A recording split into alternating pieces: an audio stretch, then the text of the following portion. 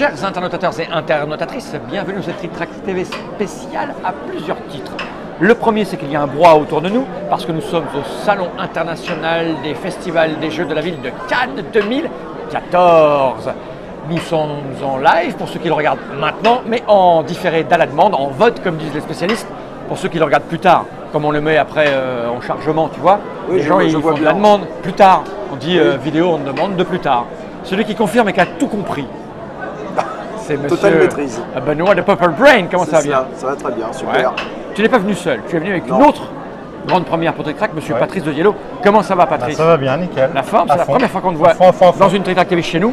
Ouais. A priori, tu as fait les Yellow TV, tu as dû passer dire bonjour dedans quand même un peu. Ouais, c'est possible. Comme dit quelqu'un, tu as fait ça pour t'entraîner pour venir nous voir peut-être. Voilà, peut-être. Et donc, on t'a vu l'année dernière, tu étais là, l'année d'avant sur le salon, et cette fois-ci, on a réussi à te convaincre un petit peu d'aller venir nous parler. J'ai un peu plus de temps libre aussi cette année. Tu as délégué un peu plus? On a une super équipe, il faut le reconnaître. Vous êtes à combien là par exemple?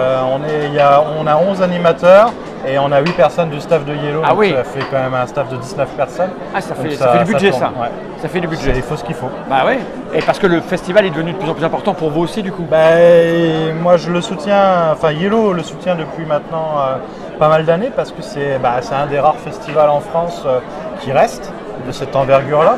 Et j'ai toujours apprécié aussi que les organisateurs et même jusqu'à la ville de Cannes mettent en place, moi j'apprécie que c'est un des rares salons où les hôtels, leur prix diminue pour le salon plutôt qu'augmenter. Donc voilà, il a lieu pendant, c'est Cannes quoi, c'est sympa. C'est je reste Lorrain moi, voilà. Tu viens là aussi pour le soleil. Un petit peu. Et à propos de soutenir, on remercie, comme on remercie Asmodée de nous avoir immédiatement, j'ai envoyé un petit mail avec des logos Yellow Asmodée. Parce qu'on se dit, bon, nous on a plein de frais quand on vient de ça, on est une petite entreprise de rien du tout, on souffre, quelques bricos. Et Yellow a dit oui immédiatement, ça ils n'ont pas réfléchi, ils nous ont aidé tout de suite, donc on les remercie. Comme quoi, dans le monde du jeu, tu vois, il y a encore cette bonne ambiance participative. Et si toi tu es venu, Benoît, tu es Purple Brain, tout le monde le sait, on t'a accueilli pour les Trick Track TV. Les Trick Track TV, ça c'est le manque d'eau, tu vois, à force de parler et de dire bonjour à tout le monde, c'est qu'en fait, les gens le savent peut-être pas vraiment bien comme ça, mais une espèce de genre de studio Yellow. Oui. Alors, bon, moi je sais un petit peu comment ça fonctionne, hein. Alors, je vais faire mon candide. Qu'est-ce que c'est votre relation que vous avez? Comment ça fonctionne? Comment ça s'est passé? D'où vient cette envie et quels sont vos rapports en fait? Je pense que déjà il y avait la première envie, c'était une envie de travailler ensemble. Benoît est venu avec un projet il y a déjà quelques temps, il y a 1 an et demi. C'était en septembre 2012. Enfin, en fait, moi j'étais chef de projet avant chez Libellude. C'est vrai. Et j'ai quitté mon poste pour rejoindre mon ami qui habite à Bordeaux. D'accord. Libellude était en Poitiers, ça posait un problème. Et je me suis dit, voilà, ça serait dommage que je balance tout ce que j'ai appris à la poubelle quand même. Surtout que tu n'avais pas dans le monde du jeu avant. Hein, j'écrivais, je fréquentais un peu, on va dire. Et puis je me suis posé des questions, machin. Et en fait, comme je connaissais assez bien Gabriel a su que je partais. Il en a parlé à Patrice. Et Patrice m'a appelé.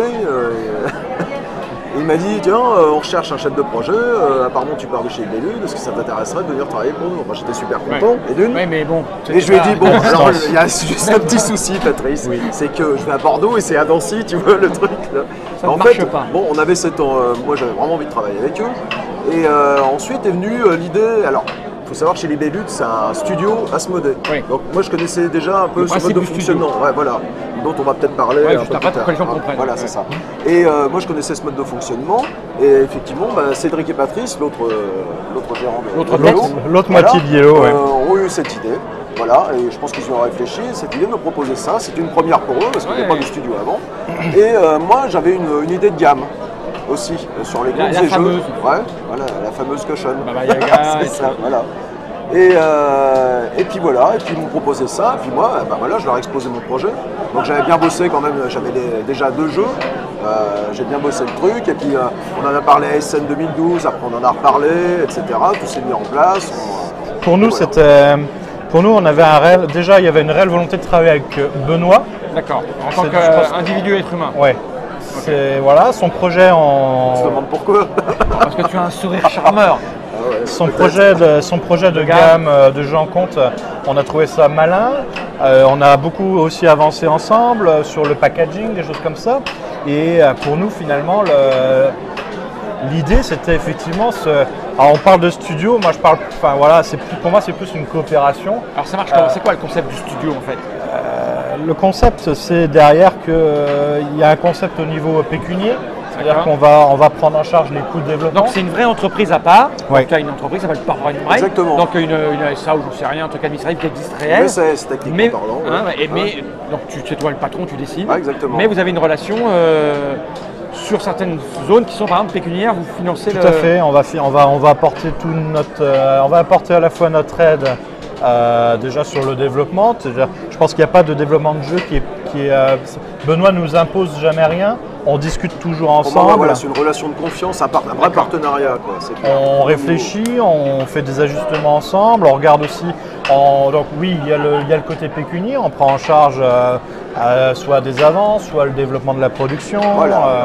Donc c'est une vraie colonne pour assurer la bonne tenue. C'est souvent ce qui bloque aujourd'hui. Oui, c'est ce qui manque. Souvent ce qui bloque aujourd'hui, je suis un éditeur qui se lance. C'est clair. Moi, c'était le format idéal pour me lancer. Parce qu'ayant un concept de gamme, une gamme, si on la lance pas, si on sort un jeu tous les ans, on ne va pas l'asseoir. C'est foutu. Donc là, ça m'a permis, grâce au soutien d'Yellow, d'asseoir tout de suite la gamme et puis de continuer cette année, d'en avoir deux, d'en sortir deux. Comme vous partagez les frais, j'imagine que la répartition est plus la même, parce que normalement un distributeur, en gros, on schématise. Il y a l'éditeur, il a son jeu, il a un prix, il le vend. Enfin, il passe par un distributeur qui va prendre entre 20 et 30% en moyenne. On est dans ces eaux-là. C'est vrai. Et c'est ça. Et puis le distributeur prend ça sur c'est la marge par rapport à la vente à la boutique, etc. Et donc là, du coup, c'est plus pareil, puisque vous avancez, vous récupérez. Vous prenez plus, du coup, c'est quoi? C'est un partage? Bien sûr, ma part est moindre, bien entendu, mais moi, le risque est moindre aussi. Enfin, d'accord. Donc vous récupérez là-dessus. Oui, le deal, il est clair. Moi, je l'ai accepté tel quel et on a pas mal discuté ensemble, mais voilà. Donc, moi, c'est le format studio idéal. est une entité vraiment libre, il n'y a aucune contrainte, mais est-ce que ça peut arriver? Là, ça n'est pas encore arrivé, mais vous allez aider tous les projets ou vraiment il y a… En fait, je leur présente en amont. Et en général, déjà quand je leur présente un jeu, c'est que je pense que j'y crois un peu. Voilà. D'accord. Déjà. Après, il se peut que ça me permet aussi d'avoir du recul, parce que bon, moi je le fais tourner, etc. Mais d'avoir d'autres points de vue extérieurs, c'est toujours bon à prendre. Donc moi, il y a peut-être des choses dont je ne me suis pas aperçu aussi. Et effectivement, on en discute. Il y a parfois des choses qui ne sont pas faites pour moi que on aussi. On n'en a pas parlé. On a aussi des contraintes de marché à l'export. Oui, bien sûr. Ça aussi. C'est pour ça que pour moi, c'est vraiment une relation qui va dans les deux sens. C'est-à-dire, on a besoin de Benoît pour avancer. Benoît a besoin également de nous pour avancer, pour arriver au succès. Parce que le jeu c'est la France, mais c'est aussi le monde entier. On le voit avec les trois petits cochons actuellement. On l'a présenté en Essen, on a remis une couche à Nuremberg et on a vraiment je crois que on est vraiment. C'est pas le jeu pour lequel vous avez été nominé pour l'As d'Or, c'est ça, je crois. Ah mais si.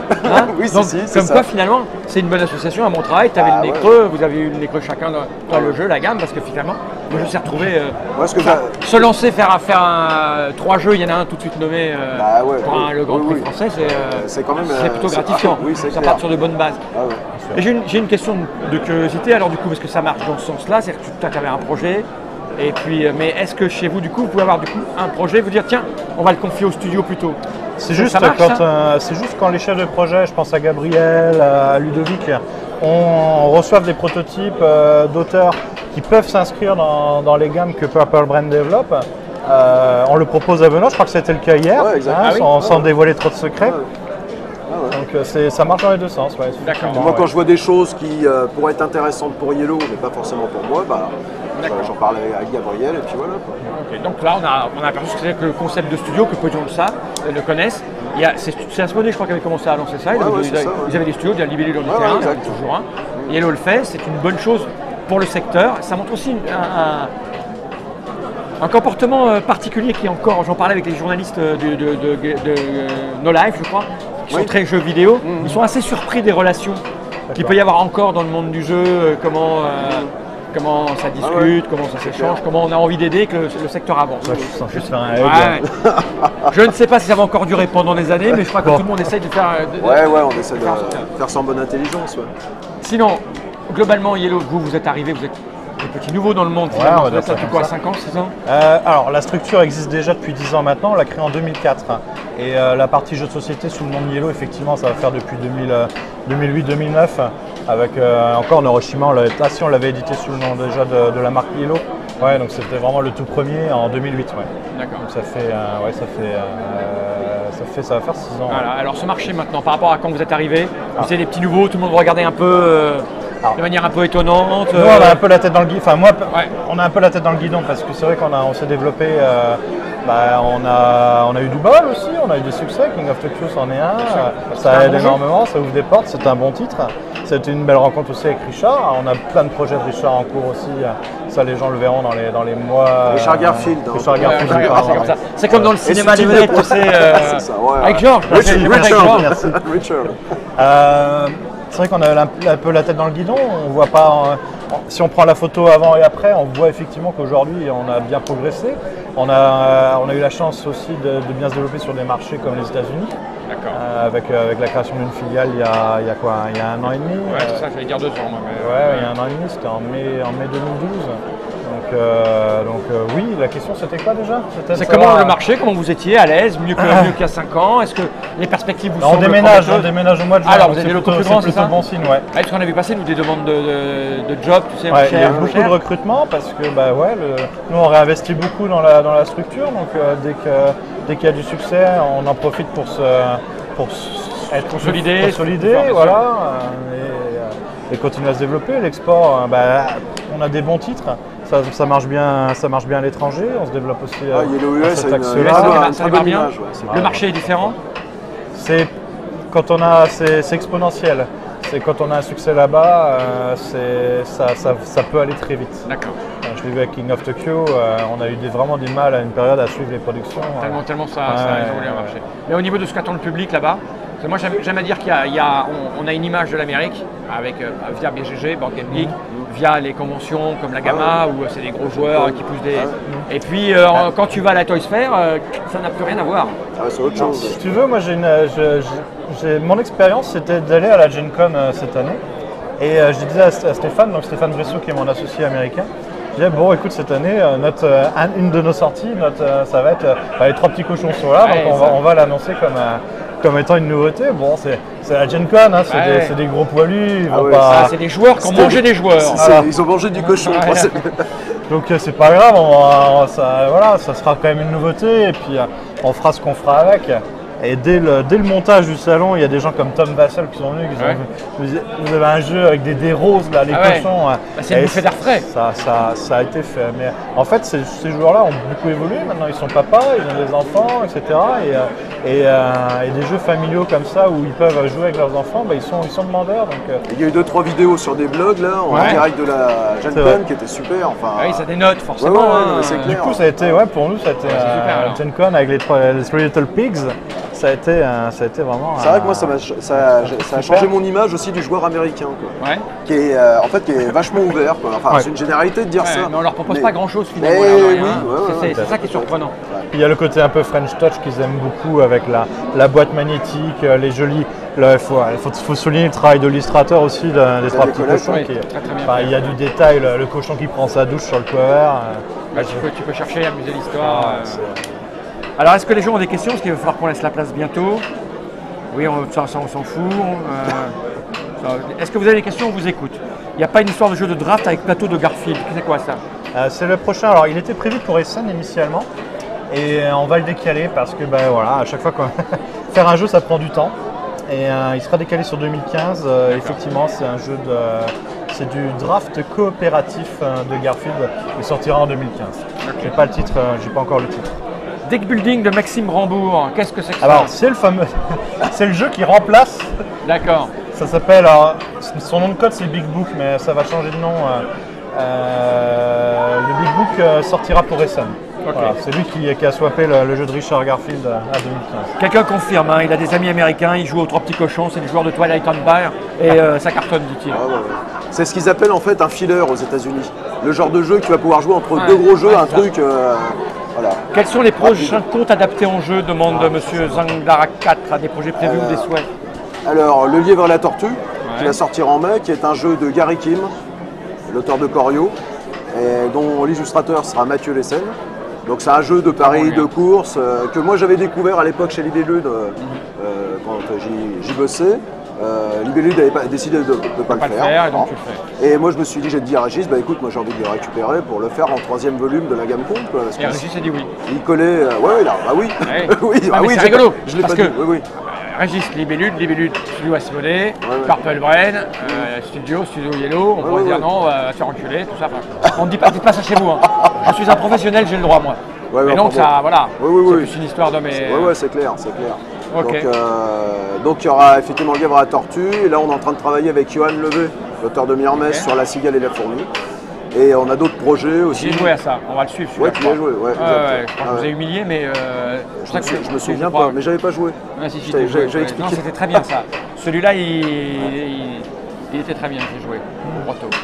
Ok. Et puis plein d'autres trucs. Ça roule. Si, le petit chaperon rouge, on travaille avec Annick Lebet actuellement. Dessus. Et voilà. Ok. Bon, c'est une bonne chose. Ce salon se passe bien. Toujours. Vivement lundi pour aller se reposer. Ouais.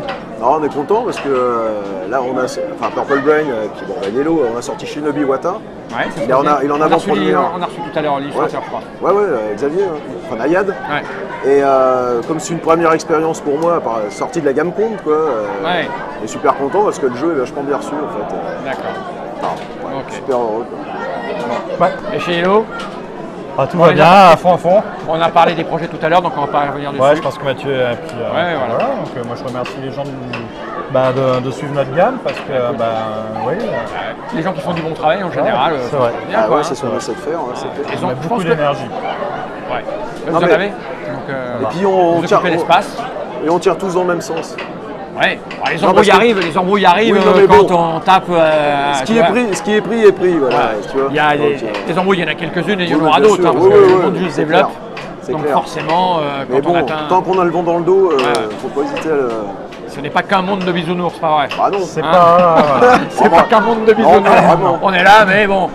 Mais bon, au moins ça reste encore. On ne vous dit pas tout, on va faire un trick-track. Il paraît que eux et eux sont bis-bis. Ok. En tout cas, nous, on aime bien accueillir tout le monde, quoi qu'il en soit. Ça marche. Merci. Ok. À bientôt pour de nouvelles aventures. Nod, à bientôt le doigt sur la touche V8 pour lancer le générique. Je vais regarder cette caméra, non, cette-ci. Generate.